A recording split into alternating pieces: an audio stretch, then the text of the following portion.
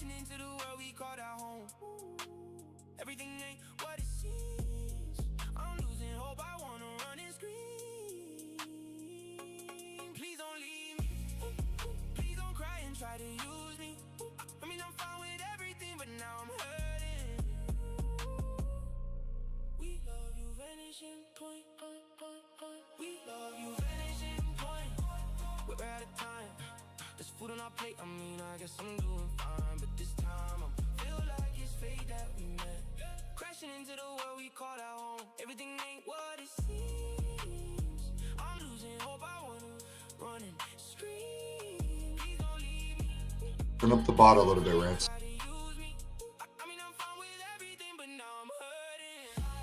Oh my, I seen it happening. Oh my, I seen the stars in the sky. Oh my, please don't lose our trust. Oh my, you said that you would leave me. Put my pain in a verse, laughing, thought I was the curse. So you thought you had it worse. Crashing, now I gotta reverse. I was lonely, I nobody, now I'm streaming. And got my homies, it's the only thing I have from a bag of bullets and somebody. Putting my pen in the summer so real, like the blues of the sky when my heart gets to feel. This is my love, my one to resist, the moments were rough. So why waste all this time? It's been tough without you here, no, I can't call your phone. Trapping all alone, crashing in my zone. Pouring up before, riding like I'm the dawn. Mickey D, shooting like Ron. Oh my, we love you, vanishing point. Oh my, we love you, vanishing point. Putting my pain into something so real. Like the blues of the sky when my heart gets to feel. This is my love, my one to resist, the moments were rough. So why waste all this time? It's been tough without you here, no, I can't call your phone. Trapping all alone, crashing in my zone. Pouring up the phone, riding like I'm the dawn. Mickey D, shooting like Ron. Put my pain in a verse, laughing, thought I was the curse. So you thought you had it worse. Crashing, now I gotta reverse. I was lonely, had nobody, now I'm streaming. Nigga, my homies, it's the only thing I have from a bag of bullets and somebody. We love you, vanishing point. We love you, vanishing point. Oh my, I seen it happening. Oh my, I seen the stars in the sky. Oh my, please don't lose our trust. Oh my, you said that you would leave me. We love you, vanishing point. We love you, vanishing point.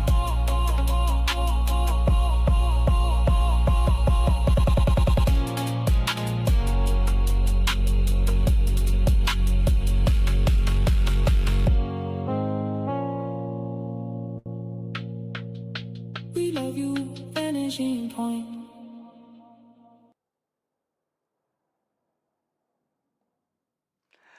Welcome back to the 3-point triangulation. I am Rantz, formerly known as Gamer James, formerly known as the Banhammer. I'm streaming. Turn the stream off on your side so you can't hear it twice.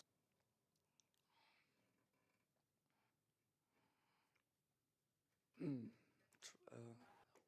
Mr. Rantz. Yeah, Rantz. Oh wait, I'm retarded. I'm hearing it twice on my side. I'm retarded. You're doing good. Yeah, Never mind. I'm the one fucking up. Yeah, so yeah, this is my first stream. I can run OBS. I'm doing it. I'm streaming. This is great. It is a great thing. But yeah. If you want if I've got my own new channel, if you want to find me, that's it's Revved Up Reactions. It is in it is in the live chat in a link. It's in the description of the stream. That's where I'll be streaming coming forward. Yeah, you know, that's it. Coming forward, I'll be streaming there. So yeah. So yes. So today, what I'm going to be doing, I'm going to be talking about a game theory. So there is this game called What Remains of Edith Finch, and it is a game where you play as this woman called Edith Finch, and sh all of her, she's the last remaining member of her family. She's a, and you go it's a short game. It's about it's about 2 hours, but it's an amazing game. It's about, you go through like the old like family home.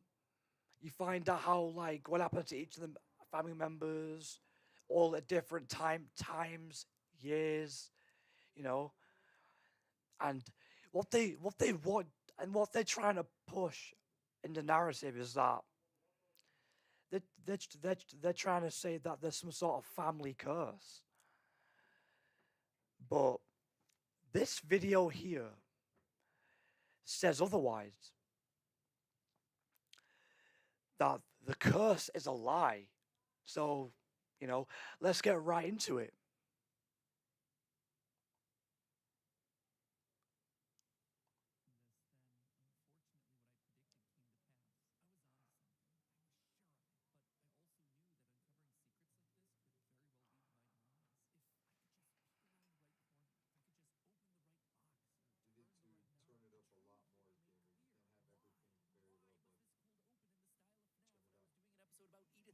I guess that would remain forever a mystery. Is that volume all the way up? Hmm. Is it? Let me just turn it all the way up. Hello, Internet. Welcome to Game Theory, the show that exists to document my life instead of journaling like a normal person. Today, we're finally covering a game that the theorist community's been asking me to cover for the past 5 years. What remains of Edith Finch? That was a long time to request a game, and so I decided to reward your patience with a blind playthrough over on GT Live. A very long, very thorough playthrough of the game. This feels like I'm progressing the story forward, but I don't want to progress the story forward. I want to check out that other route. He wants to be spicy. I'm not being spicy. I just want to make sure that I'm not missing anything, Sadly, my walking speed is that of a snail. But hey, we made it all the way through. Can I just say, you don't want shag carpet in your bathroom. It's a dangerous See where it game. shows the audio from the Certainly. gamer? Okay, Yeah. reward. That's insightful. Turn it up. If Is it all all the the way up? people in this house didn't But die via tragic it's a desktop. from like black It's the other growing one. in their walls. Yeah, there was a lot of commentary on proper building codes along the way. I was afraid of the house. I'm afraid of it. Video window caption. And gotta be honest, now that I know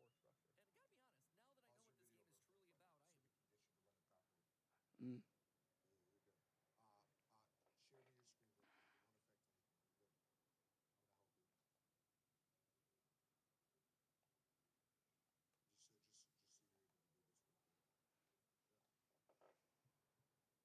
help you. Just so you're able to do this real quick. Yeah. Okay. Go down. Okay. Just double tap video. Make sure it says capturing audio. Okay, that's, Say that? yes. Okay, it says it? Yep. Okay. You're probably gonna want to press desktop audio. Yeah.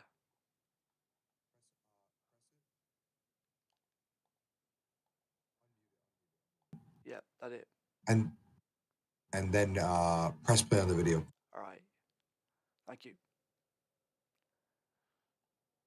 I'm shocked that we didn't cover this thing sooner. I mean, it's right on brand for us. Fantastical stories, a family curse, dead kids, and not just one, but several dead kids. I mean, that's like the golden buzzer of getting fast-tracked to a theory. Then again, what do you say about a game that people have been combing over for the past half-decade? A game that's been analyzed up, down, and sideways and is practically memorized by its hardest core fans. Well, what if I tell you that Great-Grandma Edie is a serial murderer? That this supposed family curse that took the lives of at least 10 people was actually Edie the entire time. A serial killer bumping off members of the family one by one. Seems crazy, right? Well, sometimes crazy ideas lead to the best theories, and I think today's can answer some weird Right. So, as it said, the great grandma Edie. Right. So, she's like the one who was involved with building like the new. There was an old house that got destroyed. So then they built a new home. And what it was that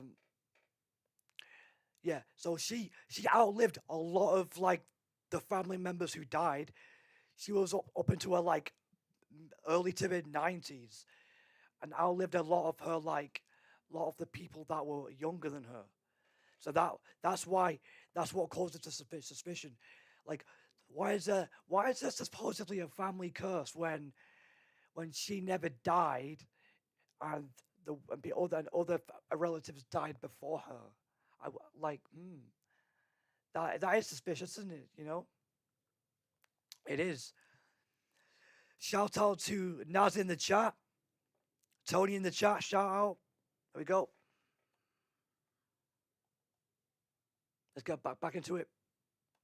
Logical inconsistencies that are found inside of the story. So come with me, friends, as we scale the not-so-structurally sound tower of lies that's hidden inside this not-so-structurally sound house. Seriously, this thing is like a late-game Jenga tower, and we're about to pull the piece that makes it all come crumbling down. Hey, I'm mixing metaphors at this point, right? Like, at one point we're climbing up this wobbly tower, but now I'm pulling the tower down. Just saying, I'm very confused about what I'm doing with this tower of lies right now. Just saying. Also, before we start, I'm just gonna say that there are a lot of names and details in the story. I'm gonna do my best to keep it as streamlined as possible, but, you know, might help to have a set of flashcards ready to remind yourself the difference between a Gregory Finch and a Gus Finch. Anyway, this game is narrated to us by Edith Finch, a young 17-year-old mother-to-be who heads back to her abandoned childhood home before the birth of her son to try and learn the truth of her family's backstory. The big twist at the end, spoiler alert, is that Edith has already died in childbirth, and that the whole game was her son Christopher reading the journal that she left behind for him. So already, off the bat, we're dealing with a story about stories, about legends that are handed down from generation to generation. We also have a story about unreliable narrators, people telling their versions of events. Keep that one in mind, it's gonna be super important. So what's the big family secret that got a pregnant woman to scurry across the roof of her old abandoned house? Well, her family is supposedly cursed. People in the family keep dropping dead due to tragic or unusual circumstances. A man is hit by a train after years of staying in a bunker. A child star is killed off by quote-unquote monsters. A young boy launches himself off a cliff while riding a swing, and a small girl dies of poisoning from eating toothpaste and berries. The list goes on and on. As we explore the house room by room, we get flashbacks to relive these fantastical tales of death one by one. Someone is yeeted off a cliff by a deer, while another is crushed by a giant dragon slide. A baby drowns in a bathtub, while another child is killed in a storm. But notice the word that I used here: tales of death. Stories. These aren't necessarily the real events that resulted in family members' deaths. These all have some mixed element of truth and fiction. It's actually something that Edith herself begins to realize halfway through her journey. I thought it was time I heard the stories for myself and found out what happened to everyone else. But now I'm worried the stories themselves might be the problem. Maybe we believed so much in a family curse, we made it real. And who was controlling those stories? Great-Grandma Edie. Dear Edith, this. Yeah, the thing is, so every time a family member died, every time they would seal up the door, like the rooms, so with like expanding foam, like sealant, so that they can't enter the room. The mother did that, but then the grandmother would drill peepholes into the door so that you can see inside, and then every time a family member died, they would create a memorial. So they would paint like a portrait of that family member. But it was great grandmother Edie. She was the one that was like all involved in doing the memorials and the paintings. And there is actually one family member, the main character actually had a portrait like in the works before she even died. That is also suspicious too. It is, yeah. So many stories I wish I could tell you, but there's only time for one. Edie, who I suspect was responsible for many, if not all of these deaths, and was then using a fabricated family curse to cover up the murders. Edith has a right to know these stories. My children are dead because of your stories. That's a mighty big claim, so let's just take a second to look at Great-Grandma, shall we? The thing that first got me suspicious of her was her age. And no, that's not me being ageist, that's me noticing a very clear pattern here. In a family that supposedly deeply cursed, a family where the average age of death clocks in at 19 years old, where the oldest anyone has gotten is Edie's father Odin at 57. Here's great-grandma Edie over here clocking it in at a ripe old 93. 93! Nearly double anyone else in the family. The only other person who lives even remotely that long in this family, Walter, who made it to his 50s, literally locked himself in a bunker for decades. Oh, don't worry, we're gonna have a lot to say about Walter here soon. Edie has gotten to live long enough to see her great-grandchildren, while all the others didn't even get to see their own kids grow up. So why? Why did the family curse take so long to take Edie's life compared to everyone else? It struck me as suspicious. Even more suspicious, though, is that she keeps pictures of loved ones dying next to her bed. And let me be clear, I'm not saying pictures of dead loved ones, though that is more than true. I mean pictures of them in the process of dying. On a shrine opposite her bed, we see a photo of her husband, Sven, falling off the top of a dragon slide that he was in the process of building. This would be the event that would cause his death. Was the camera on a timer? Who took... Like, that's the thing. That's the thing. Like, why would you have a photo of your husband dying? That doesn't make sense. Like, what's up with that? The heck? Took this thing, Edie? Regardless, if her having that picture next to her while she sleeps isn't evidence that Edie is totally disconnected from her emotions, I don't know what is. And mind you, she has plenty of other pictures of him being safe and happy, so it's not like this was the only one that she had to remember him by. It is weird, it is uncomfortable, and it starts to show that great-grandma Shout out to the Steve Diamonds in chat. FTSK Doe in chat. Edie may have herself some very strange views on death. We see early on in the game that Edie has a shrine dedicated to her dead father, Odin. As part of that shrine, she has on display two of his books, Mysteries of Death and Thereafter and Joining the Great Majority. We never get context as to what either of these two books may be about, but with a title like Mysteries of Death and Thereafter, you can kinda guess. It shows that, to this early generation of Finches, there was something that persisted after death. Mysteries that continue on. Joining the Great Majority as a title is even more vague, but the game designers clearly put it here as part of the shrine for a reason, so why? Well, I had a sense that it had to do with death as well, and while it did take some digging, my hunch was right. The expression was first used by Edward Young, an English poet who did a lot of philosophical writings on the nature of death. The full quote goes as follows: "Life is the desert, life the solitude. Death joins us to the great majority." So yeah, I am so yeah, FTSK Does. You sound Scottish. No, I'm British. You're close, but I am British. I'm not Australian. I'm British. And I am Rantz. I'm starting my own channel, my own live streaming on my own channel. Yeah, Rantz. Yeah, on revved up reactions to the link is in the chat in the description. And the kind of content I'd be doing, just like sort of like reactions like this, or talking to the camera, stuff like this simple stuff like this for now, Yeah. Here's the spark notes on that one for your next English paper. Everyone dies, join the club. So Edie's father, Odin, was the guy who literally wrote the book on death. 2 books, in fact. And we see this obsession with death continue into Edie's story. Sven What time is it for me right now? It is 6:19 p.m. built the house, but it was Edie who designed the cemetery. What kind of family finishes building a cemetery before starting the house? She even finds death funny, including the tragic, premature death of her own husband. That's the thing. It's as if she knew, that people were gonna die. It's as if she knew, because she was built. It said she was built designing the family cemetery before the house was even fully built.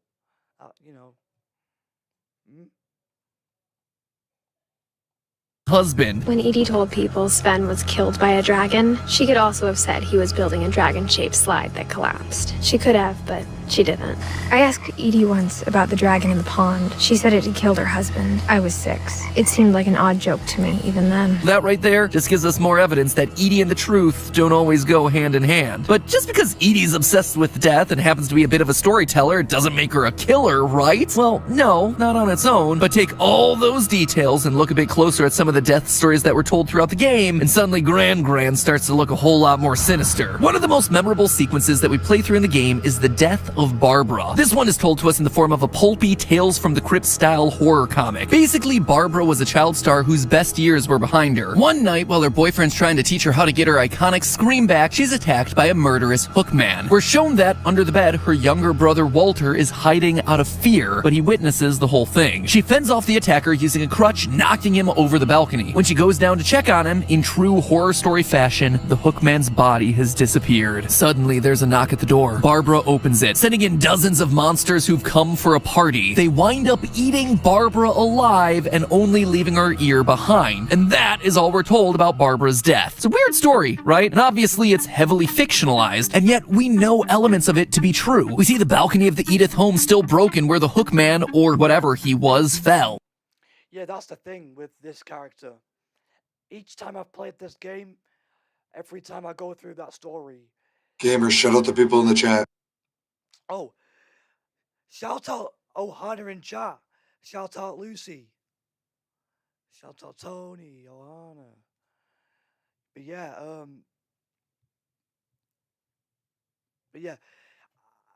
I'm Rantz. I am starting my own channel very soon in the future. Very, very soon. The link is in the live chat. It's in the description of this stream. You know. But yeah, but when it comes to this character in this game, this is like one of the ones where like I've never fully know why. You never really know what happened to her. It's not exactly confirmed. Yeah, yes, Lucy, I did. I brushed my hair before the stream, you know. I did.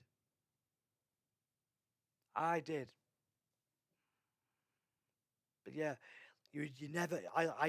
It's never really confirmed exactly what happened to her. I feel like they're pointing towards the fact that maybe she was murdered or something. That's what it seems like, but I still don't know.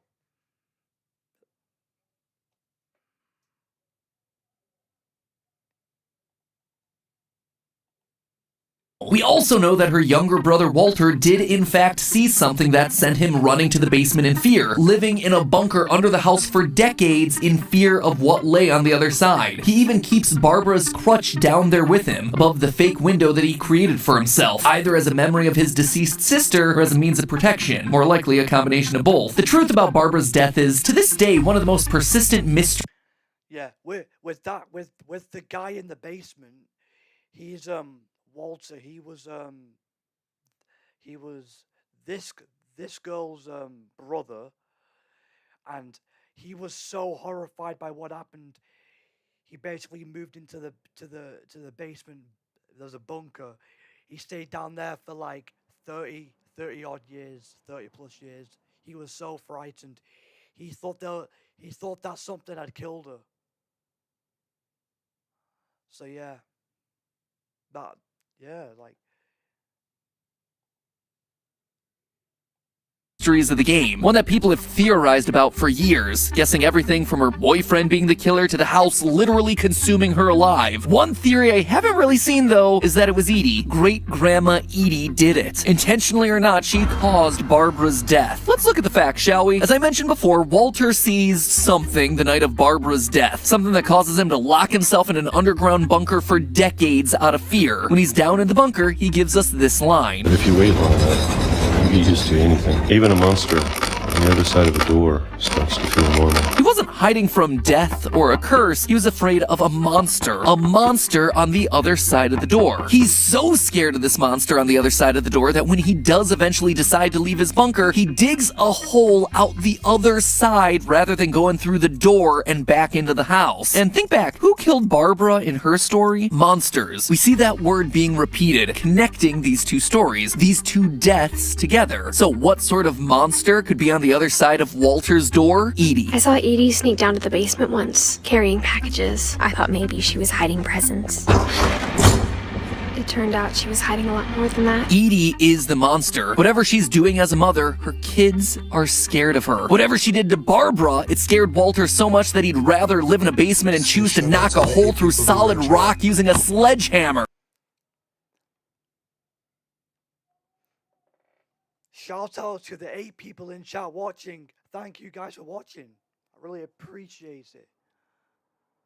Then face her again. My guess is that Edie and Barbara got into a fight about her boyfriend being in the house. During the confrontation, Edie gets violent and angry. She shoves Barbara, who's then knocked over the balcony railing, falling to her death. In fact, one small detail that's easy to overlook, but the game tries to make sure that we notice, is the roller skates on the balcony. As we climb the stairs in Barbara's story, a skate rolls down randomly. Later, the other skate is the thing that ultimately sends the hookman plunging over the balcony. That detail feels important. It feels real. That is the instrument of murder here. And if there was any doubt that the monster on the other side of the door is Edie, Walter also tells us this. I can't believe I've been down here for 30 years. On that first day, after the shaking started, I didn't think I'd survive a week. This isn't fear of a curse, that's imminent fear. That is fear of a real, palpable, current threat. Someone determined to silence a person who's seen too much. And we know for a fact about the Discord.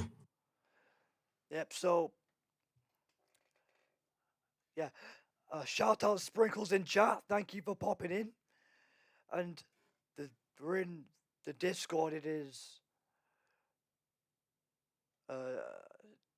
discords.gg / the 3-point triangulation, I believe.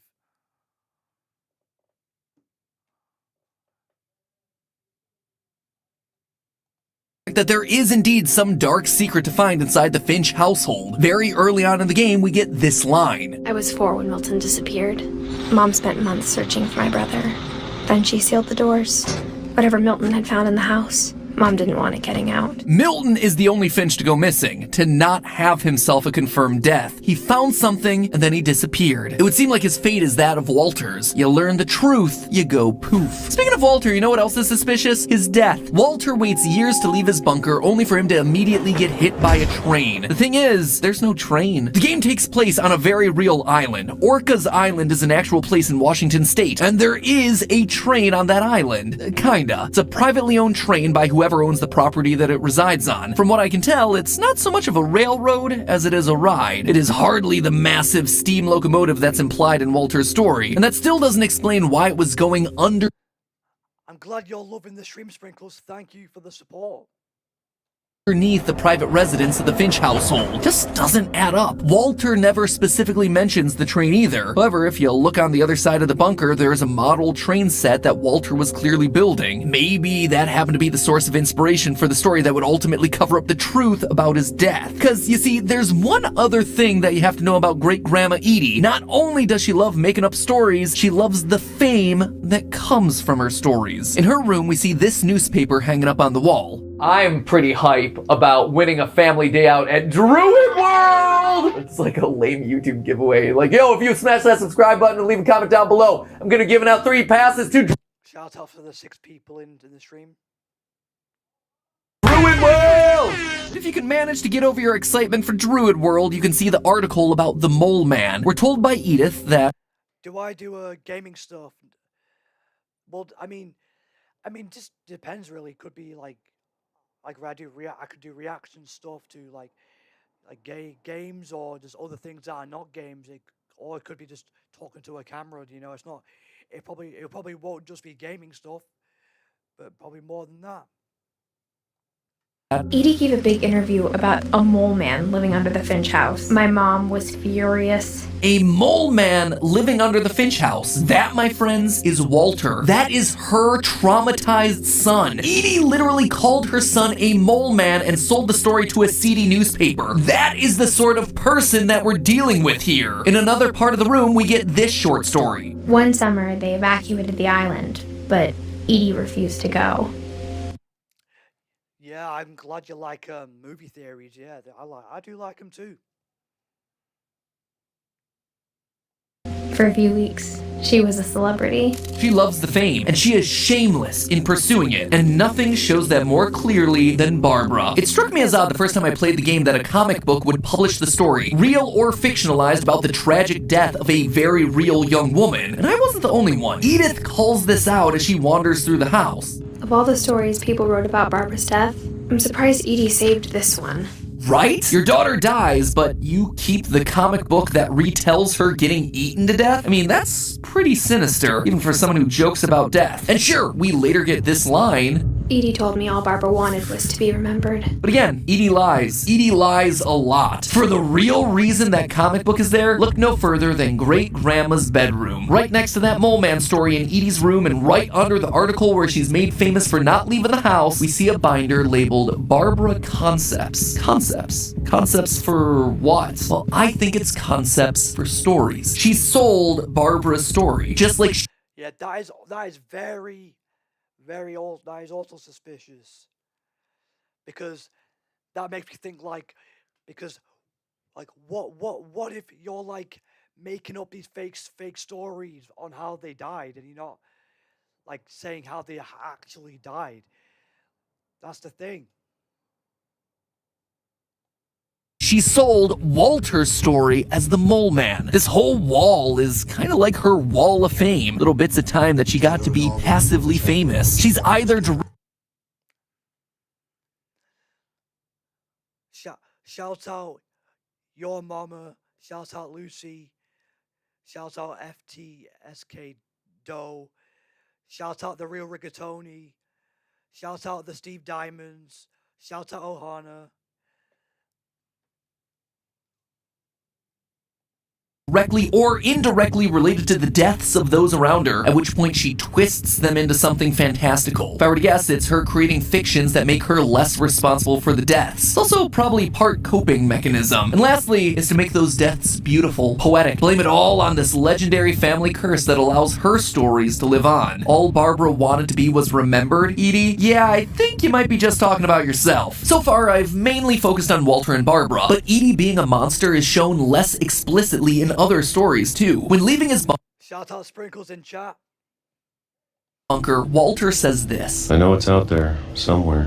Whatever killed Barbara, and Molly, and Calvin. Well, let's look at both Molly and Calvin then, shall we? Molly is the first Finch child that we meet and the first death that we play through. The story goes that she's sent to bed without dinner, and because she's hungry, she decides to eat things like a tube of toothpaste, some Christmas berries, likely holly berries based on the color, and an old carrot. It's speculated that this combination somehow poisons her, but I looked into the food that she ate and I just don't realistically think that it could have actually killed her. The carrot was in the same bowl as what appears to be gerbil droppings, so she could have gotten salmonella, something that's known to be transferred in rodent droppings, but that wouldn't have killed her. She would have been sick with symptoms like stomach cramps, vomiting, and a fever, but all of that would have passed within a week or so. Holly berries are a similar story. She only eats about 3, and while they certainly can be poisonous, she'd have to have eaten 20 or so to have actually ingested a deadly amount. The toothpaste, same pattern. While toothpaste and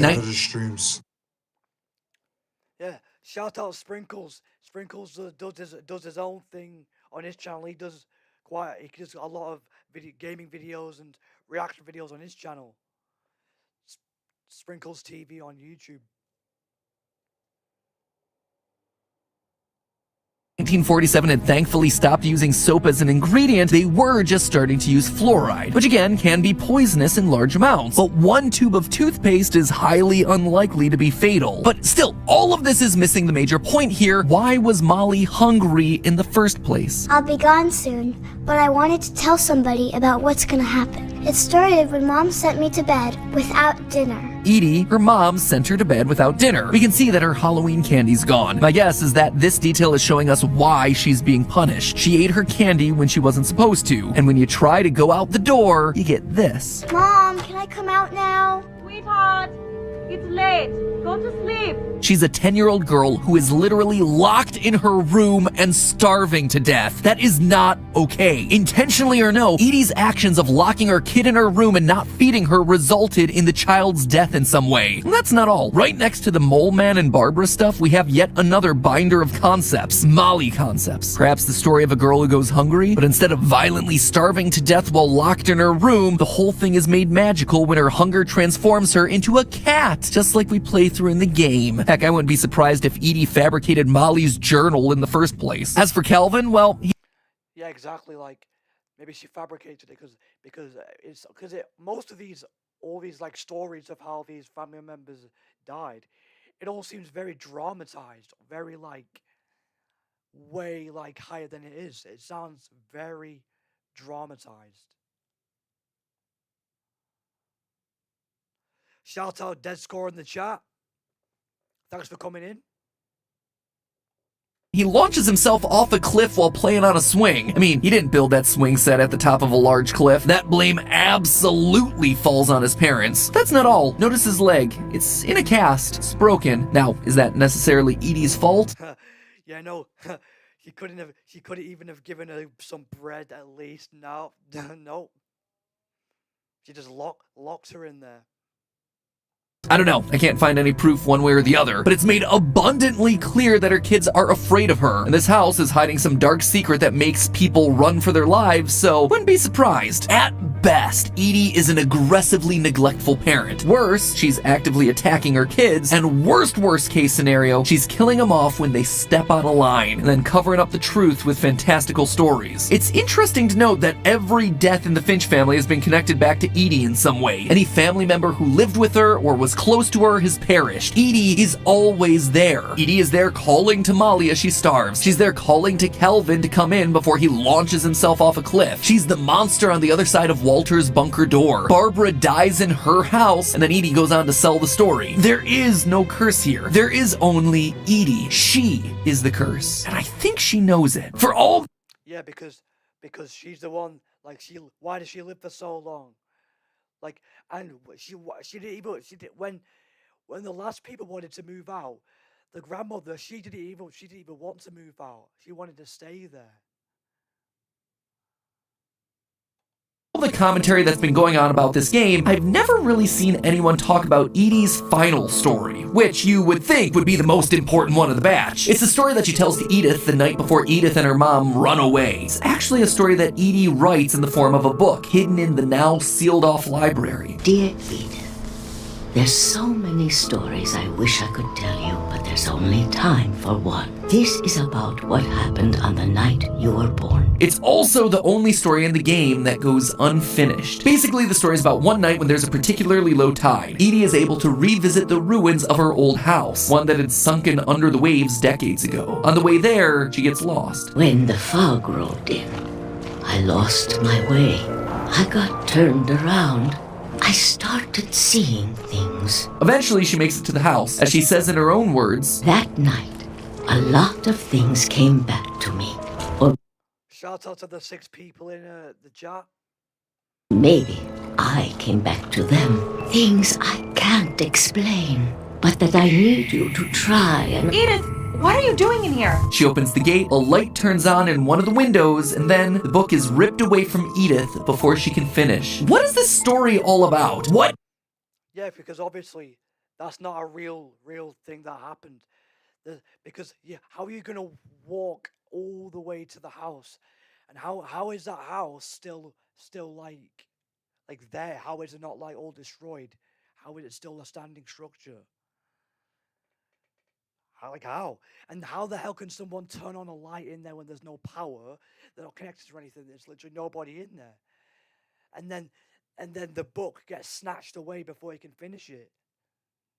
So you don't even know what it is. That's the thing. Shout out to NAZZ in chat, Tony in chat, the Steve Diamonds in chat.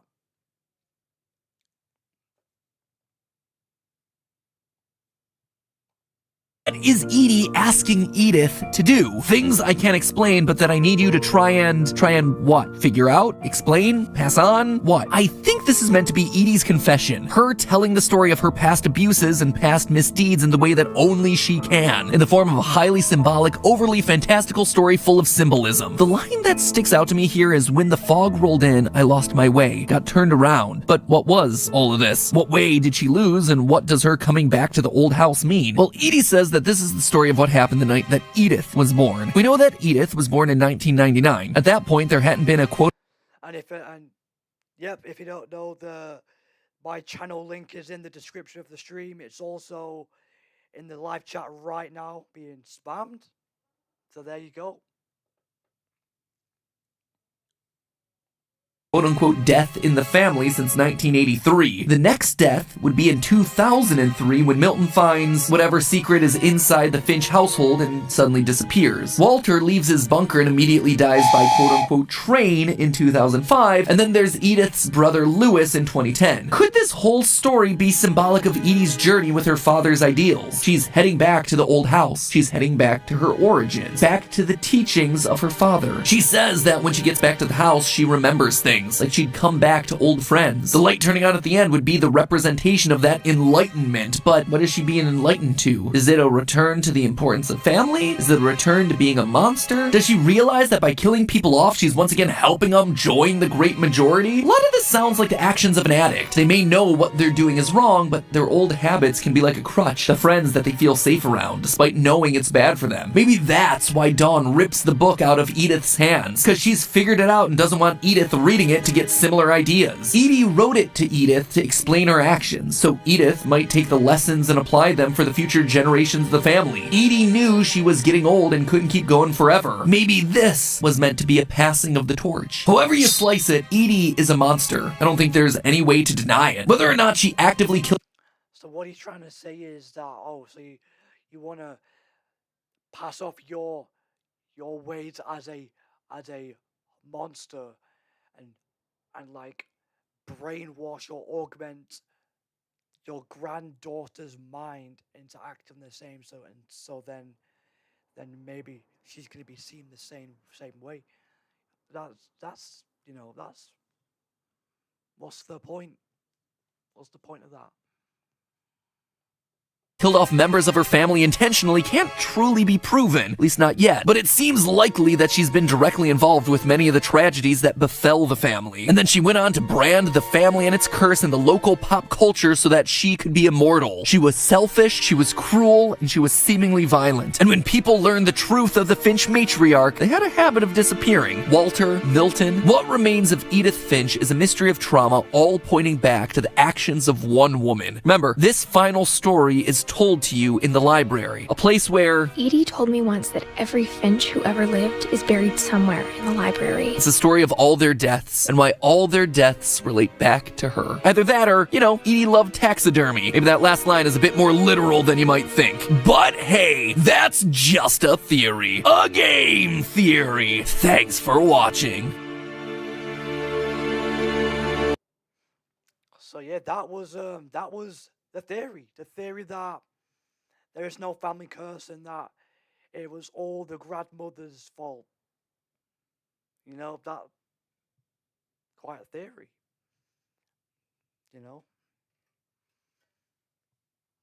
But yeah, like this is my first stream. I mean, Tony kindly showed me how OBS works and 3 points to the shit you said was lies. Said I'm mean mug, you rats outside like Christ. I got a mission for the way I've been Show your acting. You thumbnail. better think twice. I got issues, but that don't mean I'm right. Welcome to the 3-point triangulation. Welcome to the 3-point triangulation. Welcome to the 3-point triangulation. 3 points to the shit you said was lies. I said I'm mean mug, you rats outside like Christ. I got a mission for the way I've been acting. You better think twice. I got issues, but that don't mean I'm right. I drop down from the stars. I really wanna make it, man. I wanna drive in the fastest cars. I wanna run up all these bands. I gotta try and make it far. I did it, so I'm here. Made you disappear. I'm a killer, not a disease. A mirror for these thieves. I turned it down below, minus 100 degrees. So don't you really mean I'm the demon from your dreams? I dropped down from the stars. I really wanna make man. Wanna drive in the fastest car. I wanna run up all these bands. I gotta try and make it far. I did it, so I'm here. Made you disappear. I'm a killer, not a disease. A mirror for these fees. I turned it down below, minus 100 degrees. So don't you really mean I'm the demon from your dreams? 3 points to the shit you said was lies. I said I mean nothing. Shout out to every single person who came to support a Gamer James today. Shout out to everybody in the fucking chat. Lucifina. Shout out to the Steve Diamonds. Shout out to FPS Kato. Shout out to Yo Mama. Shout out to fucking NAZZ. Shout out to Dead Score. Shout out to Sprinkles, to everybody who's came and supported. 3 points to the shit you said was lies. 3 points to the shit you said was lies. I said I'm mug. You ran outside like cry. I got a mission for the way I've been acting. You better think twice. I got issues, yes, but that don't mean I'm right. Every time I'm driving past your house, I think about what you did. It hurts to say I'm right, but that's just how it is. You made your own choices, no one forced into this. Now you're lonely and you're heartbroken, cause I seen the truth. Good try with the lies, it won't work on me this time. When I joined the LCU back in October, I never thought I'd meet people like you. Show me how to mature and how to move on when my mind was working against me. Houdini struggled with the thought that his baby boy was hurting deep inside. I was drunk yelling about my kid, I won't ever get to see again. Then a couple days later he got his kid, and so fucking proud of him. NAZZ had issues, we were there for him. The bond was stronger than the internet. People try to joke around and try to mess with him. I dare one of them to make a threat. He had my fucking back when no one ever did. I'll pull up, let them know he's protected by the demons from the north. 2026 has been the best damn year of my life. 3 points to the shit you said was lies. 3 points to the shit you said was lies. I said I'm mean mug. You ran outside like cry. I got a mission for the way I've been acting.